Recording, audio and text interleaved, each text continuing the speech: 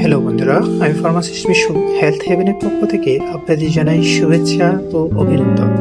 আজ আমরা এমএমকি ট্যাবলেট নিয়ে আলোচনা করব, যার জেনেটিক নেম হচ্ছে মিফেপ্রিস্টোন অ্যান্ড মিসোপ্রোস্টোল।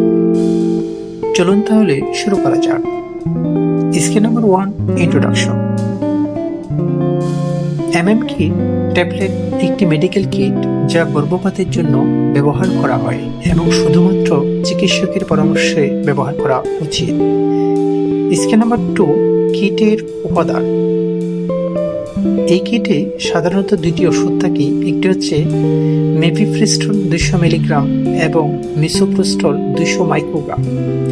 স্কেল নাম্বার 3, কখন ব্যবহার করা হয়। এমএম কিট সাধারণত গর্ভধারণের প্রথম 9 সপ্তাহের মধ্যে ব্যবহার করা হয়। স্কেল নাম্বার 4, কিটের ভেতরের পরিমাণ। সাধারণত একটি এমএম কিটে দুটি স্ট্রিপ থাকে, একটিতে একটি মিফেপ্রিস্টোন ট্যাবলেট, অন্যটিতে থাকে 4টি মিসোপ্রোস্টোল ট্যাবলেট। স্কেল নাম্বার 5, মিফেপ্রিস্টোন কিভাবে কাজ করে। মিফেপ্রিস্টোন একটি সিনথেটিক স্টেরয়েড যা প্রজেস্টেরন হরমোনের কার্যকারিতা বন্ধ করে দেয়। এই হরমোনটি গর্ভধারণ বজায় রাখতে প্রয়োজনীয় সাহায্য করে। স্কেল নাম্বার 6, মিসোপ্রোস্টোল কিভাবে কাজ করে। মিসোপ্রোস্টোল জরায়ুকে সংকুচিত করে এবং জরায়ুর মুখ নরম করে, ফলে গর্ভের ভেতরে টিস্যু বের হয়ে আসে। স্কেল নাম্বার 7, ব্যবহার। প্রথমে চিকিৎসকের তত্ত্বাবধানে মিফেপ্রিস্টোন 200 মিলিগ্রাম সেবন করতে হয়। 24 থেকে 48 ঘন্টা পর 4টি মিসোপ্রোস্টোল ট্যাবলেট সেবন করতে হয়।